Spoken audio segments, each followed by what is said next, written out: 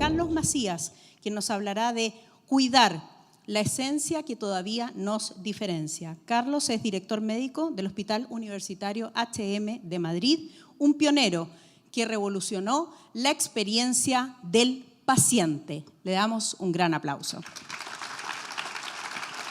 ¿Cómo estás, Carlos? Bienvenido, Carlos. Muchas gracias. Muchas gracias. Adelante. Es para mí una hemorragia de placer estar aquí hoy con todos vosotros. Perdonadme que yo no utilizo el ustedes, es como nos expresamos allí en España. Voy a empezar presentándome. Yo llevo 30 años ejerciendo la medicina, me formé como médico de familia en España cuando este señor, Emilio Aragón, era un actor que proyectaba en la televisión española, que había poquitos canales, la serie Médico de Familia.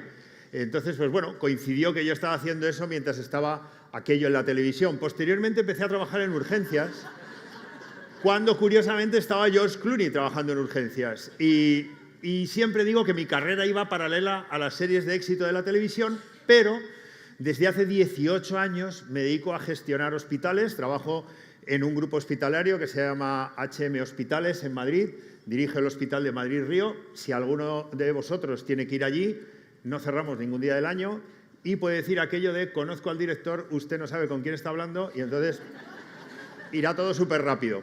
Pero Netflix recientemente me hizo un favor creando la serie New Amsterdam, que trata de la vida de un director de hospitales. Además, soy, en mi abundante tiempo libre con esta tarea, soy el director médico de esa fundación. Fundación 29 de febrero toma su nombre del Día Mundial de las Enfermedades Raras, que es el día más raro del año, el 29 de febrero, porque con mi buen amigo Julián Isla, ingeniero de Microsoft, intentamos con tecnología recortar el tiempo y el duro camino que hay desde que aparece una enfermedad rara hasta que se logra un diagnóstico o un tratamiento. Pero bien, vamos a empezar un poquito duro y, como soy médico, puedo decir esto. Esto va a doler. Vamos a decir ciertas cosas que no son especialmente agradables y mi objetivo y mi propósito es haceros pensar. Otra advertencia, os pasaré la presentación, así que no tenéis que estar pendientes del teléfono. Si alguien quiere hacer una foto, mi perfil bueno es este. Vale, gracias. Bien, quiero que penséis en la tarjeta que tenéis ahora mismo en vuestros bolsillos. ¿Qué pone en esa tarjeta? Porque si no puedes resumir tu trabajo en 3 palabras, a lo mejor en vuestras tarjetas ponen cosas parecidas a estas, pero si no puedes resumir tu trabajo en 3 palabras, como por ejemplo diría este pescador, yo pesco peces, lo siento, mala noticia, tienes un trabajo de mierda. ¿Y esto por qué? Porque ahora mismo vivimos en una época, y en la introducción estábamos aterrizando este concepto, vivimos en una época donde la experiencia es absolutamente fundamental. Pero la buena noticia es que todos los que estamos en esta sala y todos los seres humanos podríamos decir de alguna manera muy genérica nuestro trabajo en 3 palabras.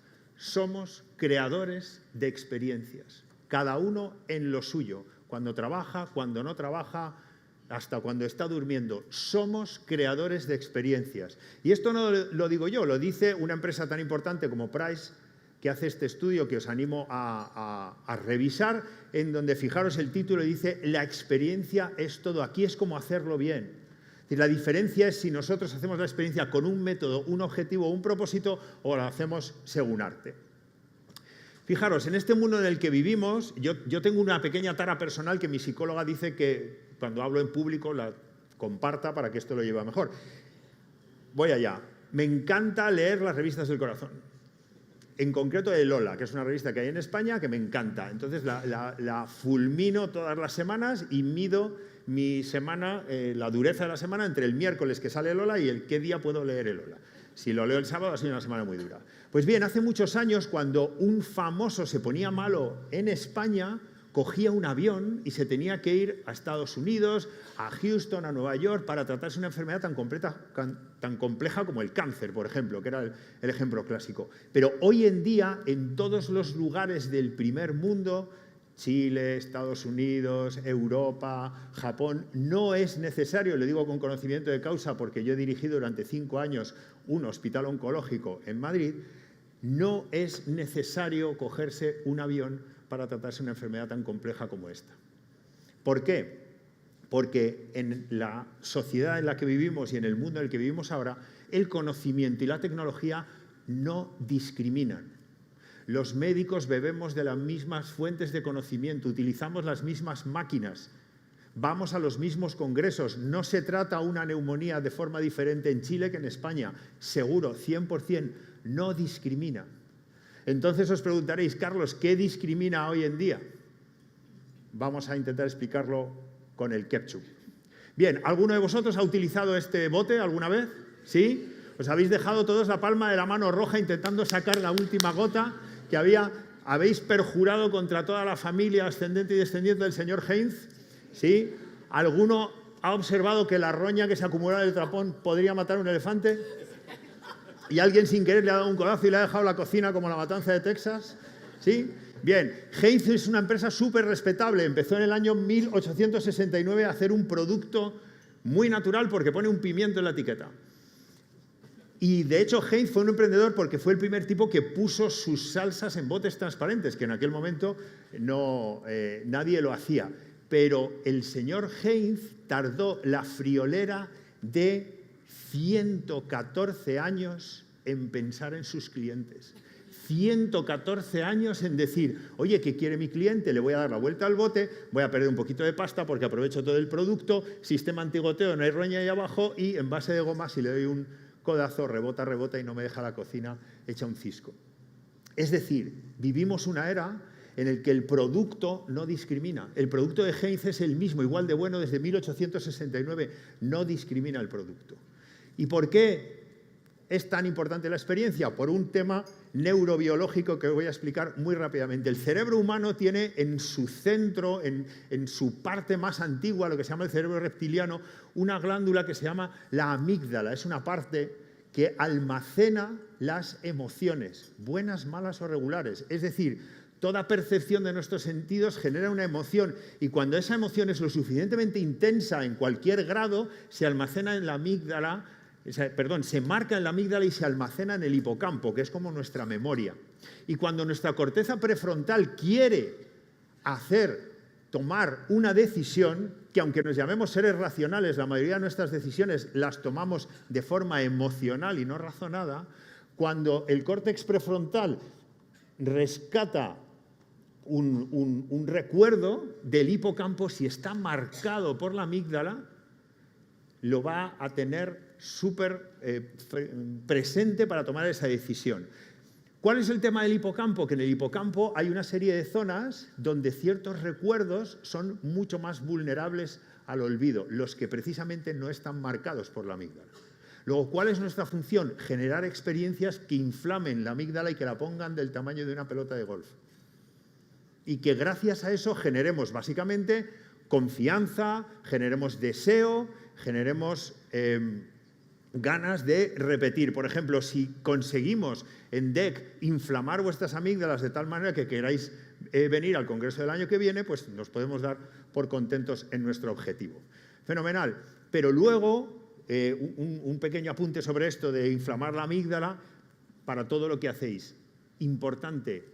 Sed constantemente buenos y estratégicamente maravillosos. A veces en el mundo de experiencia del cliente nos volvemos un poco locos con los momentos wow. Perdón a los consultores que estéis por aquí, pero el momento wow está fenomenal. Pero quiero decir, ley de Pareto, el 20% de nuestros procesos generan el 80% de nuestras acciones. Seamos constantemente buenos y estratégicamente maravillosos. Os dejo muy rápidamente, para cerrar esta introducción, dos lecturas maravillosas que a mí me transformaron la vida. Este libro de Will Guidara, el Hospitalidad Irracional, el increíble poder de darle a la gente más de lo que espera. Habla efectivamente de cómo sorprender al cliente de forma estratégica y a la vez hacer las cosas perfectamente bien. Y este que estoy terminando, que se llama Design Love In, de Marcus Buckingham, que cuenta la manera en la que tenemos que introducir el amor en el diseño de todas nuestras experiencias y de todos nuestros flujos de trabajo. Pero bien, si realmente yo os digo que somos creadores de experiencias, que lo que sale en nuestra tarjeta no importa para nada, esto nos lleva a un ejercicio de reinvención. Y el cerebro humano, seguimos con la neurobiología, no está diseñado para el cambio. Rechaza el cambio porque es un gasto de energía para el cual no está perfectamente diseñado. Bien, y hablando de diseño, este señor, Donald Berwick, el antiguo director del sistema de seguridad social norteamericano, del Medicare, dijo una frase maravillosa que siempre recomiendo y sería una de las cosas que me gustaría que os llevarais a casa. Recomiendo siempre decirla 2 veces, la segunda muy despacio. Todo sistema está perfectamente diseñado para producir los resultados que produce. Repito, todo sistema está perfectamente diseñado para producir los resultados que produce. Es decir, Asociación DEC Chile, HM Hospitales, cualquiera de vuestras empresas, el grupo de Pilates, vuestra casa, es un sistema, una organización que está perfectamente diseñada para producir día tras día los resultados que produce. Consecuencia número 1, si no cambias las cosas, mañana va a ocurrir exactamente lo mismo. Consecuencia número 2, en esos sistemas nadie puede decir que no sea responsable de lo que está ocurriendo. Con lo cual, si queréis cambios, y esta es una frase de New Amsterdam, de la serie del director de hospital, si quieres generar cambios, tienes que romper las reglas para sanar el sistema. Creo que la mayoría de los que estamos hoy en esta sala y de la gente que nos está escuchando por streaming, de alguna manera somos rebeldes rompedores del sistema y ojalá que lo que hagamos hoy consiga daros más energía para esa misión. Bien, hablando de sistemas, ¿cómo es el sistema sanitario? En mi opinión, el sistema sanitario se parece mucho a una panadería. Mientras yo estoy aquí hablando con vosotros, subido al escenario hasta ahora, en mi hospital estaremos despachando actos médicos. No sé cuántas endoscopias, no sé cuántas resonancias, no sé cuántas cirugías, no sé cuántos análisis, no sé cuántas atenciones en urgencias. Y además lo hacemos de una cadena, de una forma bastante en cadena, lineal, donde los sanitarios muchas veces somos como los operarios de esta cadena de montaje de motocicletas en Turquía, que van vestidos de blanco. ¿Y quién sería el paciente en la imagen? La moto, ¿verdad? Entonces diré, hombre, Carlos, eres un poco exagerado. Os pongo un ejemplo. El traumatólogo de mano, el endocrino de tiroides, el oftalmólogo de retina, no hablan entre ellos. El paciente va de una estación a otra y cuando sale de la fábrica nadie se preocupa. Se pedirá cita para la revisión. Y diréis, hombre, Carlos, eres muy exagerado.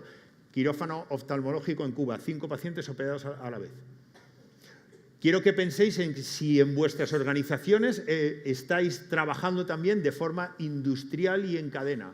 Porque nosotros además sometemos a los pacientes a esto que se llama el patient journey, el viaje del paciente, en sitios muy raros donde hablamos extrañamente un idioma que nadie conoce y donde además ponemos fotos, ponemos carteles de este punto. La foto más habitual de un paciente en un hospital es con un montón de papeles mirando aquí, absolutamente perdido. Mi hermana Beatriz, que trabaja en aeropuertos, sostiene que solo hay 2 lugares en el planeta Tierra donde todo el mundo se vuelve automáticamente idiota con independencia a su nivel sociocultural, que son aeropuertos y hospitales. De hecho, mi personal tiene una indicación de interceptar a cualquier persona con cara de perdido en el hospital. Encima hablamos raro, tan raro que ya a mí me ha tocado, antes de la época de los GPTs, traducir informes a un compañero mío alergólogo del alta de cardiología de su madre, porque no sabía lo que había puesto otro compañero médico habiendo estudiado medicina. Y nuestro sistema está perfectamente diseñado para generar ansiedad e incertidumbre, entregando informes donde hay un montón de flechitas y asteriscos, donde rápidamente uno va a llegar y va a decir, Dios mío, eosinófilos bajos. Antes mirabas en Google, ahora si sois avanzados miráis en GPT y dices, Dios mío, no llego a Navidades.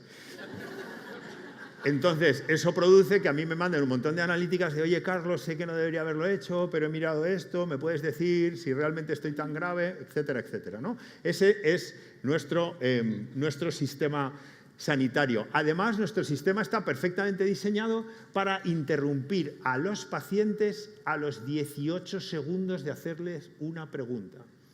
Si cualquiera de vosotros viniera a mi hospital cuando yo trabajaba como médico de urgencias, le diría, ¿por qué has venido a urgencias hoy? Empiezas a hablar y a los 18 segundos yo te interrumpo. ¿Por qué? Porque necesito saber qué pruebas diagnósticas pedirte y qué tratamiento ponerte.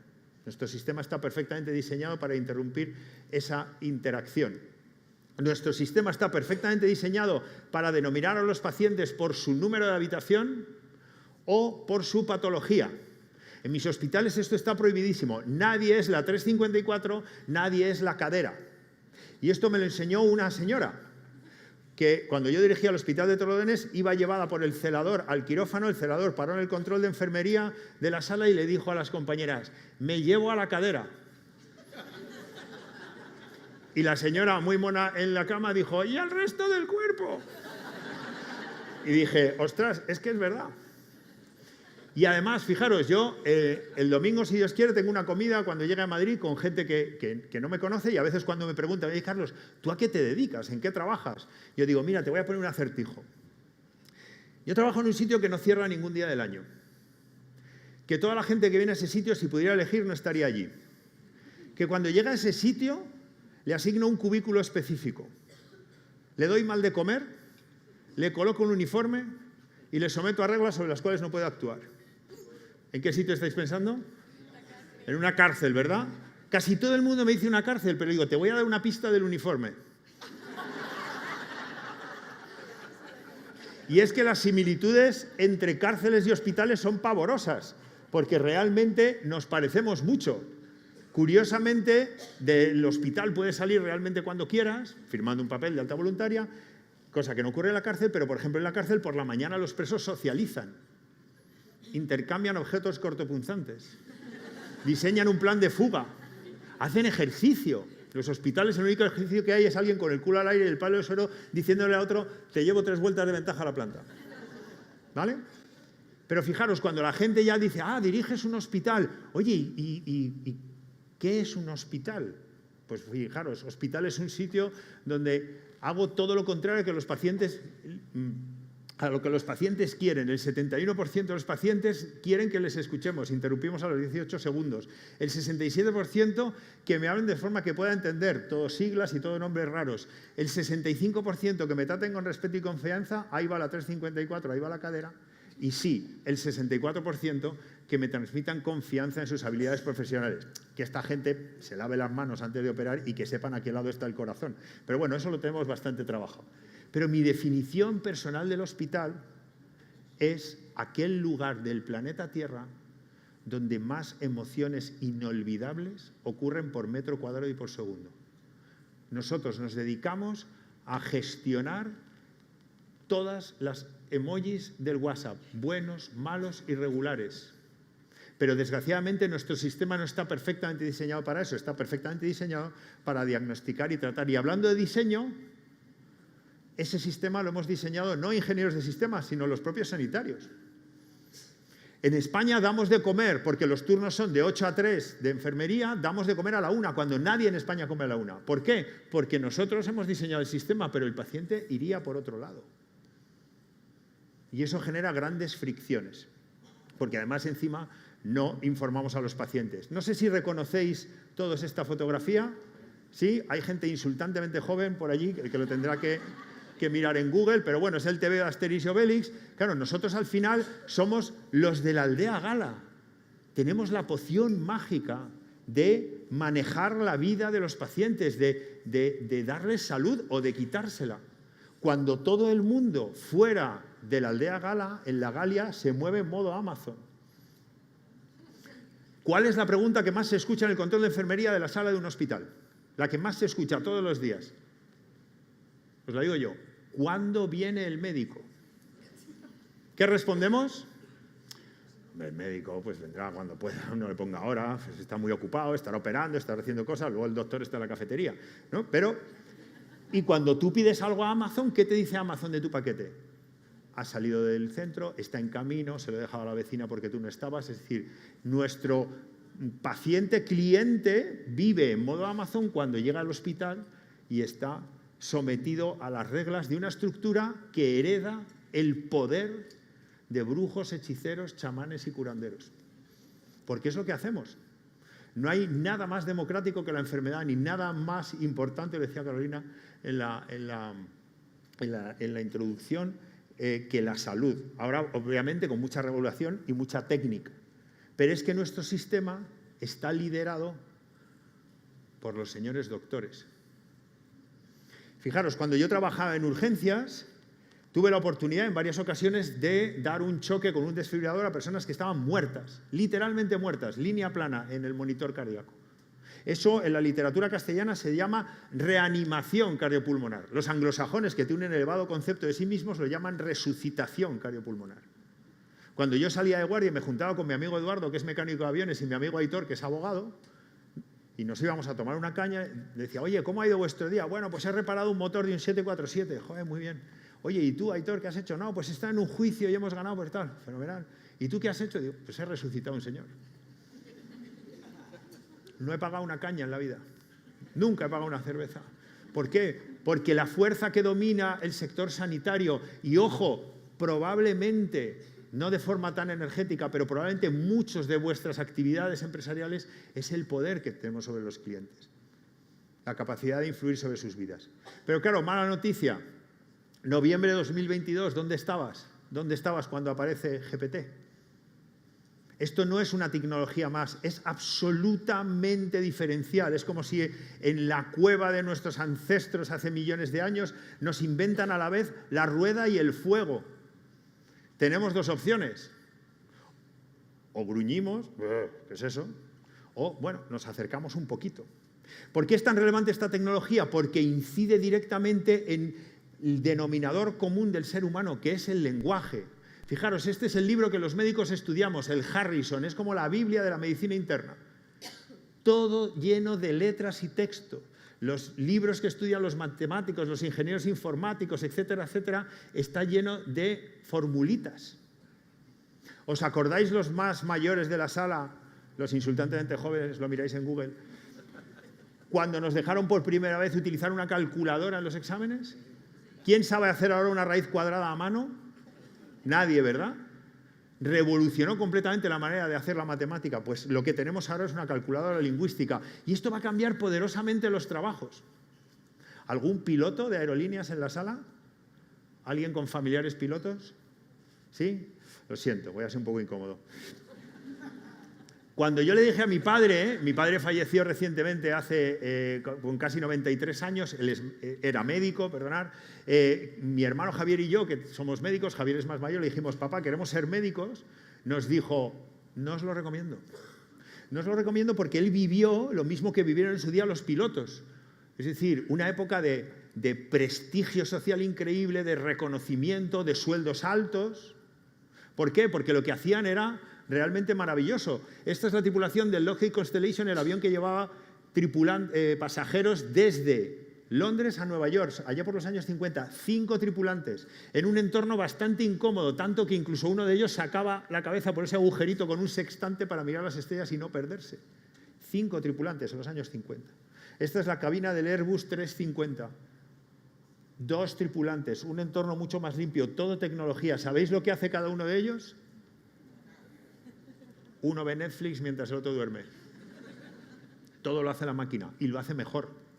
Lo hace mejor y de forma más precisa. Y es más, las compañías ya se están planteando la posibilidad de eliminar uno de los 2 tripulantes, precisamente porque tienen capacidad tecnológica para aterrizar un avión de cualquier punto del planeta si hay un problema. Porque hay un tipo con gorra ahí delante, porque le tiene que decir a todo el pasaje, estoy igual interesado que tú en no morir en este vuelo. Pero no hay más razón que esa. Y fijaros, cuando hablas de tecnología y de inteligencia artificial, esto es lo que tiene que estudiar un estudiante de medicina en España para sacarse el examen MIR, que es la capacitación para ser especialista en España. Y resulta que le pasamos, esto lo hacemos siempre todos los años en la Fundación, le pasamos las preguntas del examen MIR a las diferentes inteligencias artificiales y ya claman las 200 preguntas. Teniendo en cuenta que esas inteligencias artificiales, excepto las 2 primeras, son inteligencias artificiales generales, es decir, son un cuñado, saben de todo. Y resulta que tú le dices a tu cuñado, preséntate al examen MIR, que llevo 6 años de carrera, 1 año encerrado estudiando, y te clava el 100% de las preguntas. Conclusión operativa en mi sector, y quiero que penséis en el vuestro. Os dediquéis a lo que os dediquéis. El conocimiento ya no nos pertenece. Repito, el conocimiento ya no nos pertenece. Nosotros estamos viendo en las consultas que ya vienen los pacientes con sus informes, sus análisis pasados por un GPT, por un Claude, por un Gemini, diciendo, doctor, recéteme esto. Pero claro, nosotros por ahora tenemos un escudo protector que es nuestro sello de colegiado. Pero es posible que en un plazo no muy lejano ocurra algo que haga que ese paso se salte. De hecho, 23 de marzo de 2026, en un mundo que va a un ritmo exponencial, ya ha aparecido una noticia de un emprendedor en Estados Unidos que está intentando que la FDA, que es el organismo regulador, le apruebe una inteligencia artificial que no requiera de la intervención del médico. Es decir, que ya no haga falta un sello, porque tiene tanta precisión que puede lograr eso. Y hay que entender, este es un estudio hecho en España, que prácticamente 90% de las personas, y ya sabéis que todo el mundo miente en las encuestas, 90% de los jóvenes entre 16 y 19 años en España, si tienen un problema de salud, ya lo han consultado antes en una inteligencia artificial generativa. No en Google, como antes con el análisis. Dios mío, ¿qué significa tener 54 años y eosinófilos bajos? No, no. Te meto el análisis, tengo a lo mejor otros datos y en una inteligencia artificial generativa estoy investigando mi caso. Y hay aplicaciones, no sé si conocéis Masterclass, es una plataforma de educación muy buena, de alto nivel. Ya tiene un curso con 3 episodios de 25 minutos cada uno, donde está enseñando a los pacientes a cómo utilizar la inteligencia artificial para preparar la consulta con el médico, para tener una curva de sus análisis a lo largo del tiempo, para hacer las preguntas concretas al médico y donde recomienda grabar cada consulta con el médico. ¿Por qué? Porque nuestro sistema está perfectamente diseñado para hablar en un idioma que el paciente no entiende, pero ahora tenemos una herramienta poderosísima para eso. Y obviamente estos se han dado cuenta las empresas que hacen inteligencia artificial y fijaros como a primeros de año OpenAI, Claude, Amazon, Microsoft y Perplexity en plazos prácticamente de un día después del otro están sacando aplicaciones que no son para nosotros los médicos, que son para todos nosotros pacientes. ¿Por qué? Porque en esa asimetría estamos en riesgo. Y claro, somos la segunda opinión. Ya somos la segunda opinión. Pero esto no es exclusivo de los que llevamos bata, es que probablemente os dediquéis a lo que os dediquéis, ya alguien ha mirado todo eso. Ayer hablábamos en una comida muy agradable con la gente de Mutual, a los que le agradezco mucho que esté hoy aquí con vosotros, que una persona decía, oye, yo tengo que hacer una reforma en mi casa y de repente me preparé todo, el presupuesto que me habían entregado los de la empresa de reformas y resulta que me estaban intentando engañar. Y lo metí en la inteligencia artificial y me dijo esto o lo otro y en un poco tiempo me convertí en un experto en reformas y en aislamiento. Y si encima ya queréis rizar el rizo, ya ni siquiera somos la segunda opinión, ni siquiera somos nosotros mismos. Hola Julián, soy el doctor Carlos Mastías. He revisado tu historial y quiero explicarte de forma sencilla cómo estás y qué tenemos que vigilar. Esto que yo le estoy diciendo a mi amigo Julián es algo que yo no he procesado. Es un texto que generó una inteligencia artificial sobre sus análisis y yo luego me creé un avatar con una aplicación que se llama HeyGen, que en aquel momento el entrenamiento de aquella máquina para crear ese avatar mío con la bata y con mi voz tardó 5 minutos y ahora mismo podéis hacer esto en 30 segundos. Y han pasado 6 meses entre un momento y otro. ¿Vale? Y los anticuerpos siguen elevados. Fijaros, ¿a qué conclusión llegamos? Pues a esto que ya dijo este catedrático de medicina de Harvard. A día de hoy, cualquier médico que pueda ser sustituido por una máquina debería ser inmediatamente sustituido por una máquina. Quitad médico, poned abogado, consultor, taxista, que ya hay coches autónomos. Es decir, si tú no estás aportando nada diferencial a la máquina, deberías ser sustituido, o mejor dicho, estás en un alto riesgo de ser sustituido. Pero hay una esperanza, y esa esperanza viene precisamente de un experimento tecnológico. Se siguen haciendo experimentos para que las máquinas sean capaces de reconocer imágenes relativamente sencillas dentro de un banco de imágenes brutales. Pero esos superordenadores llegan a una precisión del 98%. ¿Sabéis eso de que entráis en una página web y de repente pone señale los semáforos? No sé por qué son semáforos o palmeras, no sé quién ha diseñado esto. Pero está claro que a la hora de hacer eso, el ser humano lo hace de una manera que la máquina no logra entender todavía. El grupo de control para estos experimentos de reconocimiento de imágenes eran niños y niñas de 2 años.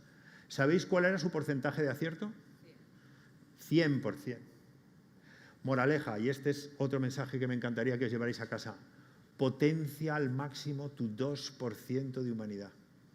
Porque ahí, donde esté ese 2%, es donde vamos a sobrevivir todos al avance imparable de la tecnología.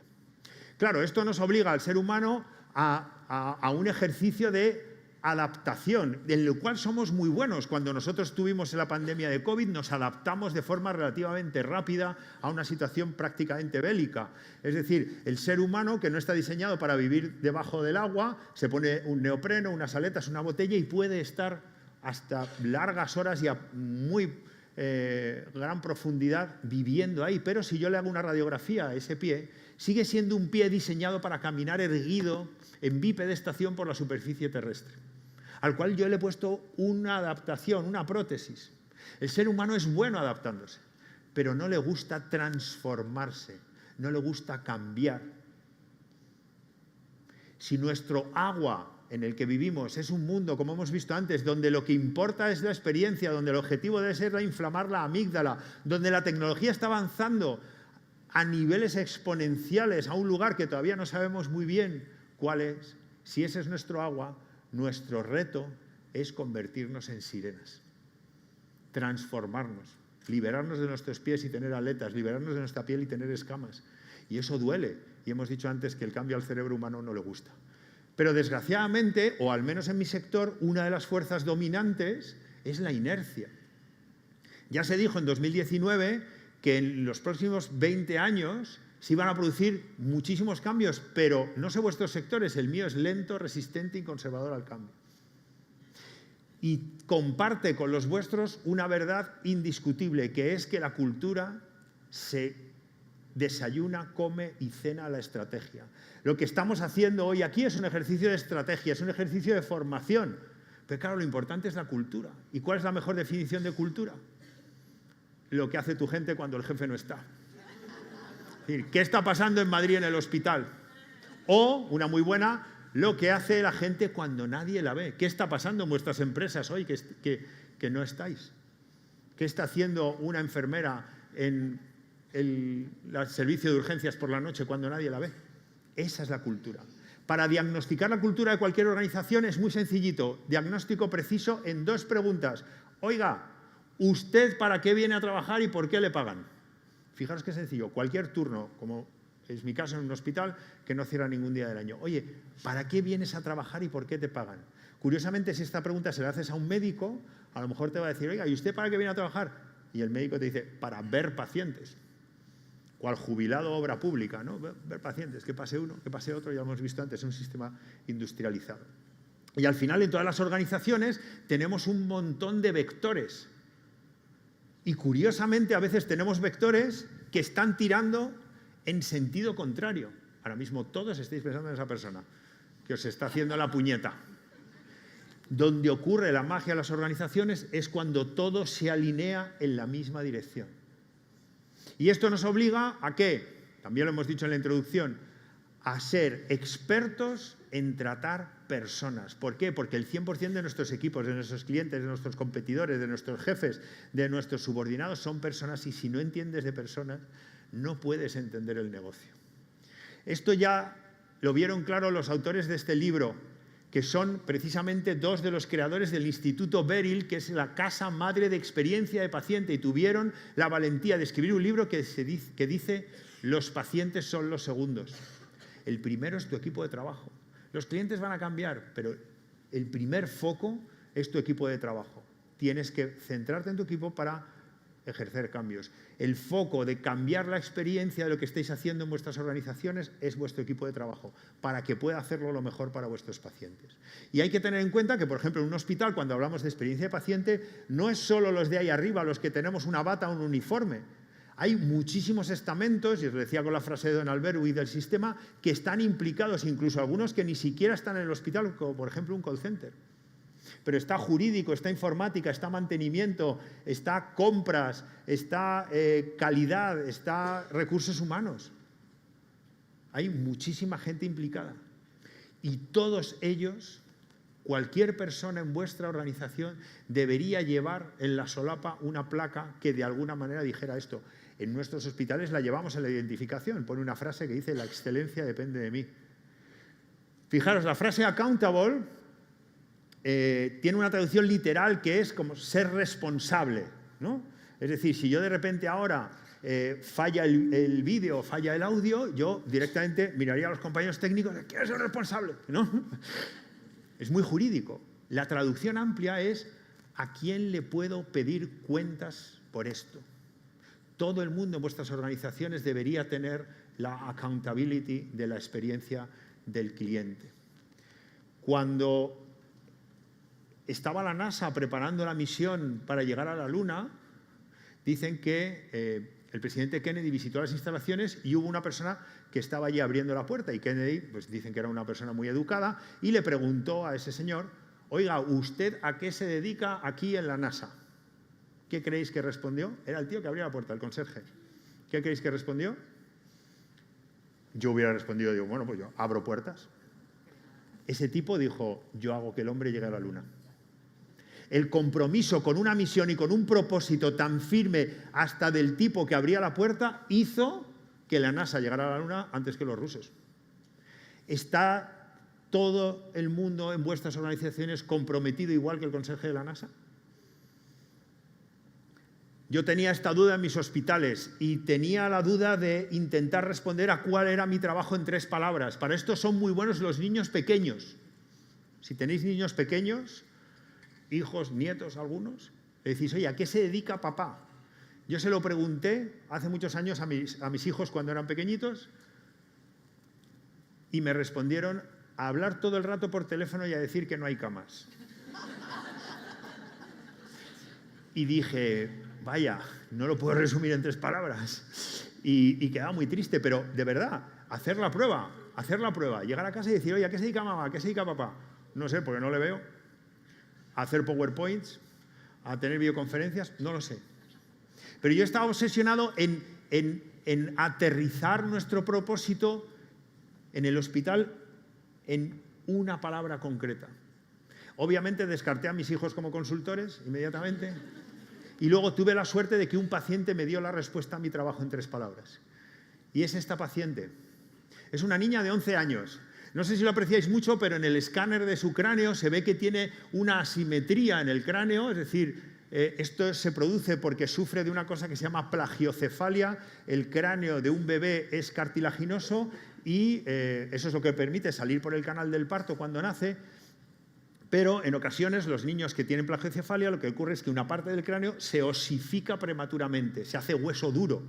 ¿Qué ocurre con el resto del cráneo? Que se abomba, produce una deformidad física y una deficiencia cognitiva, un retraso mental evidente en esos niños.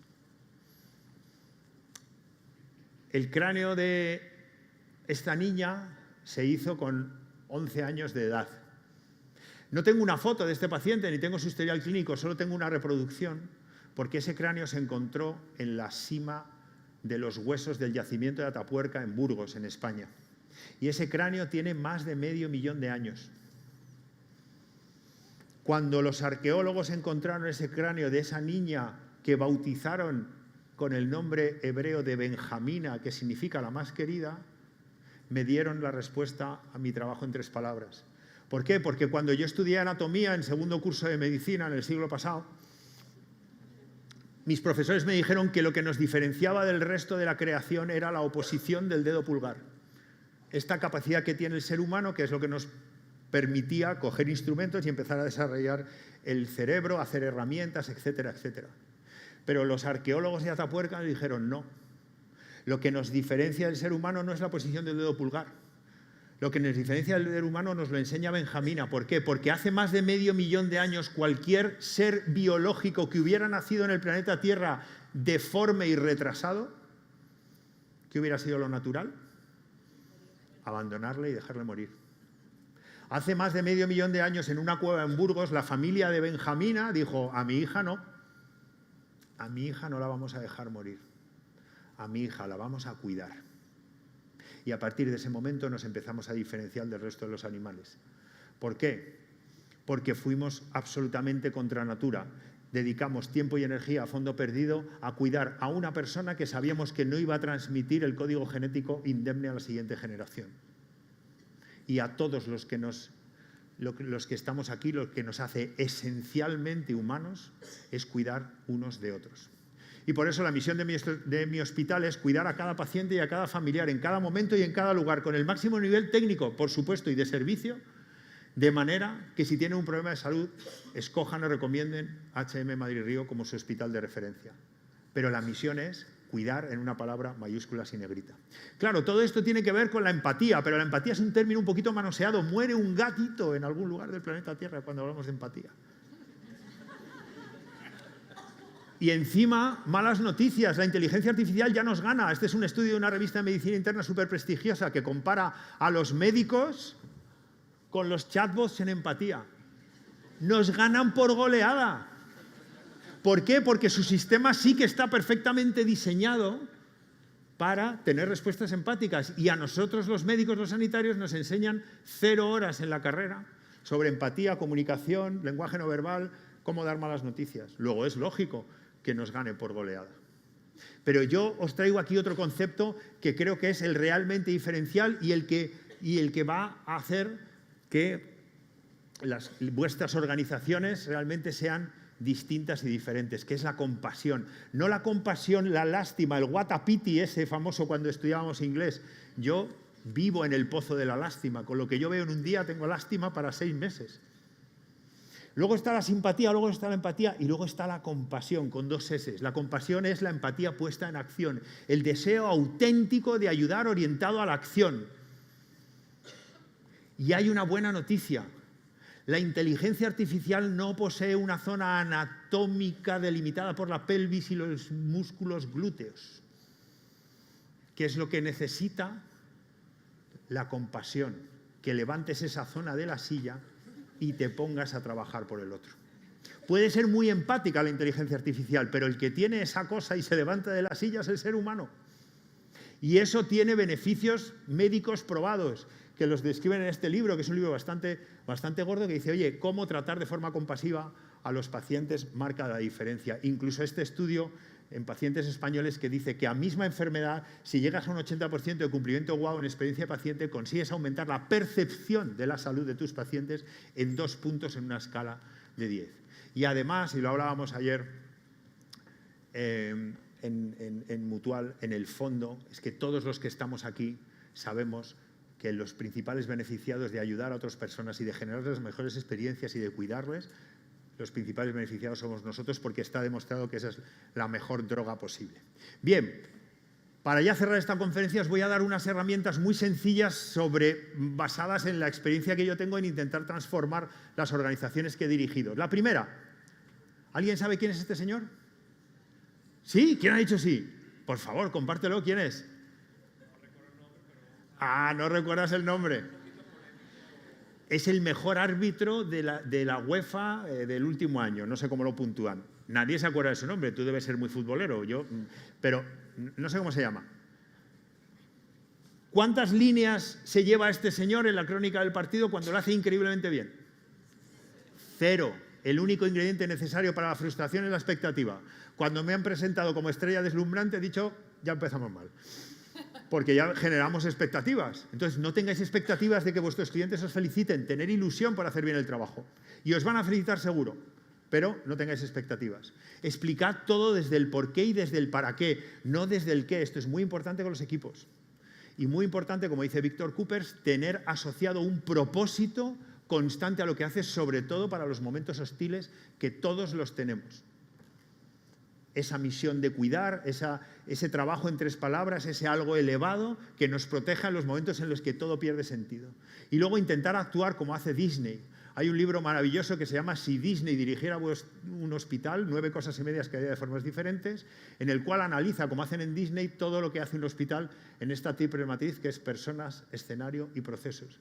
Y concluye diciendo lo siguiente: todo lo que hagas y todo lo que dejes de hacer tiene que transmitir constantemente, estamos aquí para cuidarte, trabajamos en equipo. Yo tengo cierta vocación, ya lo habéis adivinado, de actor frustrado. Y entonces cuando alguien me pregunta y dice, joder, ¿no te hubiera gustado ser actor? Digo, sí, yo soy el director de escena. Soy el director de escena de un enorme teatro que no cierra ningún día del año, donde tengo que intentar escenificar hasta el detalle último, estamos aquí para cuidarte, trabajamos en equipo. Y para eso necesito o cerdos o gallinas. ¿Sabéis cuál es el rol de cada uno de los animales que están en esta foto? La gallina está interesada, hace las cosas cuando le viene bien, suelta el huevo y que lo recoja el granjero. Su vida sigue. El cerdo está comprometido, muere para que tú tomes el bacon. ¿Qué sois, cerdos o gallinas? No respondáis todavía. La mayoría dice, hombre, yo soy un cerdo, pero vamos, 1000 kilos de cerdo, comprometido hasta... Entonces yo llego y digo, bueno, pues como estas formaciones son tan interesantes, hoy no vamos a comer y vamos a estar aquí hasta las 8. Y entonces empieza a oír lo siguiente en la sala. Y hay una transmutación inmediata a gallina, ¿vale? Intentad que en vuestros equipos haya más cerdos que gallinas, que esté la gente comprometida. Y para eso es muy importante la experiencia de empleado, el propósito y la misión. Generar una cultura tan potente que el que no se ajuste se siente igual de incómodo que un punky en una fiesta de etiquetas. Intentad ser constantemente machacones con la cultura, hacer un esfuerzo por aprender a escuchar, pero no los tableros de mando ni las cosas del comité de dirección, aprender a escuchar a vuestros clientes en modo vieja del visillo. Este es un personaje de humor que hay en España. Es la típica vieja de pueblo que está ahí y se entera de todos los chismes. Yo le digo a mi equipo que no pueden ir a un baño que esté a menos de 3 metros de donde trabajan. Tienen que ir a otros sitios para patear el hospital y para escuchar lo que están diciendo nosotros en las salas de espera y precisamente hacer eso que hace el sistema Lean de gestión, el Gemba, que es estate donde ocurren las cosas, y luego ser espantosamente pesados. Los que estamos infectados de esta enfermedad llamada experiencia de cliente o de paciente, en mi caso, lo sabemos. Somos especialmente pesados y obsesivos, pero es la única manera de conseguir triunfos y cambios en esta batalla tan larga. Intenta que nunca en tu organización, nunca en la vida, se escuche esto es imposible, esto siempre se ha hecho así, yo no puedo hacer nada. Si se escucha esto en tu organización no está muerta, ojalá. Tu organización es zombie, muerta viviente, no va a evolucionar en la vida. Intenta contrarrestar ese efecto con las 3 preguntas de la innovación. ¿Por qué 5 veces? ¿Por qué 5 veces? ¿Por qué no? ¿Y por qué no mi empresa, mi hospital, Madrid Río? Utiliza elementos sencillos. Este código, el código de despertarse, es una cosa que hicimos a final de la pandemia. Yo lo llevo en el bolsillo de la bata. Son 11 letras que intentan resumir cómo hacemos las cosas en el hospital. Y yo lo llevo en la bata y cada vez que alguien hace algo de eso, cojo una tarjeta, se la doy y le digo, eres misión. Esto que has hecho, cuida. ¿Por qué? Porque has llegado pronto con tu uniforme bien limpio, porque has saludado, porque has terminado explicando el siguiente paso, porque has sonreído, porque has hecho algo que se ha salido de la norma. Y ya para terminar, cosas muy básicas. Decía Michael J. Fox, enfermo de Parkinson desde los 38 años, con la gratitud el optimismo es sostenible. Repito, con la gratitud el optimismo es sostenible. Yo hoy cuando venía del hotel aquí al Congreso, he tenido que parar porque me ha dado un ataque de bienestar. Me he parado en la calle y he dicho, madre mía, es que soy el tío más afortunado del planeta. Estoy aquí en Chile, voy a compartir lo que me apasiona con más de 500 personas. Hace un día maravilloso. Es muy difícil que si no eres una persona agradecida no te sientas el tío más afortunado del planeta. Y a veces el lenguaje que crea realidades puede llegar a ser tóxico y hay que estar súper atento para que sea un lenguaje que exprese gratitud. Y luego dedica tiempo a pensar. A mí me encanta la bici de montaña y esta página web de unos canadienses hace un ejercicio maravilloso que es que después de la crónica de una prueba de ciclismo de montaña, unos días después otra persona diferente al que ha hecho la crónica genera un artículo que dice 6 cosas que hemos aprendido. Yo os reto a decir, oye, ¿qué habéis aprendido la última semana? ¿Y qué habéis decidido sobre ese aprendizaje? Tomad un tiempo en la semana a decir, ¿qué he aprendido? ¿Qué decisiones voy a tomar en base a ese aprendizaje? Porque no estamos acostumbrados a eso. Los médicos de la antigua Grecia no podían hacer autopsias y no sabían de qué estaba compuesto el ser humano y establecieron la teoría de que el ser humano estaba compuesto de 4 líquidos, la sangre, la flema, la bilis negra y la bilis verde. Por eso a día de hoy se sigue diciendo no, menganito es muy flemático o fulanito es muy melancólico, melanos coli, bilis negra. Esos 4 líquidos, ellos los denominaron humores. El mejor estado de salud es estar de buen humor. utilizad el humor en todo lo que hagáis. Yo esto lo digo en el hospital prácticamente todos los días. Y fijaros, es un hospital, muere gente. Nos tomamos las cosas con humor, pero no a risa, porque lo que hacemos es muy serio. Creo que no hay nada tan potente para transformar una organización como el humor bien entendido, respetuoso y correctamente aplicado. Y ahora os dediquéis a lo que os dediquéis. Tened en cuenta una cosa que dijo el presidente Lincoln hace muchos años cuando le dijeron: presidente, si le diéramos un hacha y 6 horas para talar un bosque entero, ¿cómo haría? En nuestra época de hiperproductividad, probablemente cualquiera de nosotros hubiera dicho: dame el hacha que voy tarde. Fijaros lo que dijo el presidente Lincoln: dame el hacha y estaré 4 horas afilándola y luego me pongo a cortar. Vosotros sois el hacha de vuestras organizaciones. Si no estáis afilados, no va a funcionar. Dedicad tiempo a afilar el hacha. Yo lo hago leyendo el Ola. Cada uno que encuentre su sistema, pero dedicar tiempo a afilar vuestro hacha. Para terminar, esta frase está puesta en la puerta de mi despacho. Sí, soy muy friki, pero lo pone ahí. La vida es demasiado corta para no servir a los demás. Ojo, servir en el sentido de entregarse y servir en el sentido de ser útil. Que un tonto motivado es muy peligroso. Dediquémonos a servir a los demás y, dado que es nuestra esencia, dediquémonos a cuidar de los demás, porque no hay nada que nos haga más humanos. Muchísimas gracias.